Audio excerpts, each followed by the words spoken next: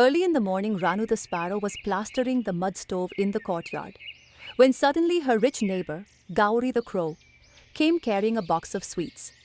Gauri smiled and said, Here, Ranu, have these laddus. They are made with pure ghee. Sister, what is the occasion for distributing these laddus? A new 4-burner modern gas stove has arrived at my house. I thought I would share the happiness with the neighbours. But sister, you only bought a new gas stove 6 months ago. Yes, but that was a 2-burner stove. Now a new model has arrived, so of course we rich people will buy it. Oh, I see. Now that you are here, please stay and have some tea. No thanks, Ranu the sparrow. Anyway, your mud stove burns on mud, oil and cow dung cakes. I can't stand the smell. You should also buy a small gas stove, then I'll come for tea. I have to distribute laddus to the others. Ranu the sparrow's in-laws belonged to a very poor class. Ever since she got married and came here, she had been cooking on the mud stove, be it sun or rain, day or smoke. As usual, today she was surrounded by smoke and heat while making rotis, when Rakesh spoke irritably. Ranu, you haven't even put the rotis in the box yet. You've taken half the day today. Forget it. I won't take roti today. Oh, Rakesh, why are you yelling at your wife like this? It's not a gas stove that will light up instantly. It's a mud stove. It takes time to catch the fire. Now your wife has made the roti, so take it. Ranu's eyes filled with tears, and she silently handed the box to Rakesh. Actually, it wasn't Rakesh's fault either. The worry of daily wages, the burden of poverty, and the concern of feeding the family weighed heavily on him. Time passed in this manner. Ranu asked her mother-in-law and father-in-law, Mother, father, should I give you both one more roti? No, Rano, I'm finding it hard to finish even this roti here. You eat with me on this plate. Mother, it's time for the children to come home from school. Let me feed them both, and then I will eat. A little while later, Pooja and Sonu, dripping with sweat, came home. Ranu said lovingly, Have my dear children arrived? Wash your hands and faces. I'll serve the food. What have you cooked? I've made roti and potato bhujia. I don't want to eat your boring roti bhujia. Yes, Mom. But you make the same thing every day.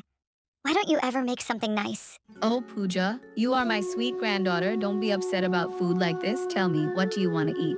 Grandma, I really want to eat Madar Paneer, Shahi Paneer, Dal Makhani, but Mom never makes them. Daughter, you know your father struggles hard with his labor work to feed us. We are not rich enough to make Mata Paneer at home. Then make us halwa puri, Grandma. Hearing this, Tuni, the mother-in-law, Hari Prasad Babuji, and Ranu's hearts melted. Tuni, the mother-in-law, said, Rano, go make 2 or 4 kachoris and halwa. It will make the children happy.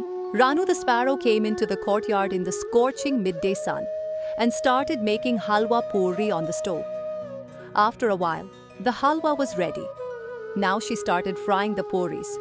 But as soon as she placed the oil wok, the stove broke and the oil spilled. Tuni, the mother-in-law, ran over. No, Mother, I'm fine, but the stove is broken. What will we cook on now? It's all right, Rano. We'll make a new one. We were saved from a bigger misfortune.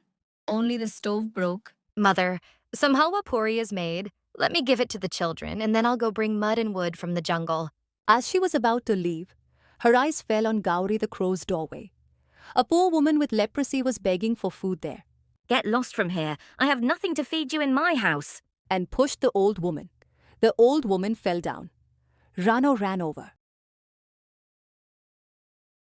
Mother, are you all right? Come to my house. Rano, don't touch her. She has leprosy on her body. This disease spreads. But Rano did not listen. She brought the old woman home, applied ointment to her wounds, and the children gave her their food. The hungry old woman ate the halwa puri. Tears streamed from Rano's eyes. Now there is nothing left to eat in the house, and the stove is also broken.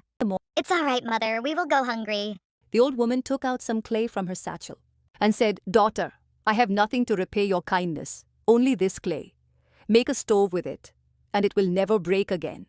Rano took that clay and made a new stove, chulha. When it began to dry, it shone like pure gold. Rano, what unusual clay did you use to make this stove? It's glowing like kundan. Yes, Mother. I'll put the food on now. Rakesh must be arriving soon. Rano took that clay, and when she placed the pot on it, astonishingly, It filled up with delicious Shahi paneer. Tuni's mother-in-law and the whole house were taken aback. Mother, I didn't even cook anything, yet the pot filled up. Oh, daughter-in-law, what is this magic? To test the magic stove, she placed an empty utensil and said, Oh, magic stove, let Shahi Tukra come into this. In moments, the utensil was filled with the sweet. A glow of happiness spread across everyone's faces. Mother, that old woman was surely a form sent by God. Yes, Rano, late as it may be, God's blessing has descended upon our house. That's why we got this magic stove. A little later, Rakesh arrived. When he learned everything, he was overjoyed. Rano folded her hands and said, Oh, my magic stove, fill my empty kitchen with grain so that from today onwards we never have to see hunger. In just a short time, Rano's kitchen began to fill up with grains and various kinds of food items. Everyone was incredibly happy to see this sudden abundance. Rano wisely used her good fortune and opened a small food stall, or shop. In this stall, she would prepare all kinds of delicious food using the magical stove and feed everyone.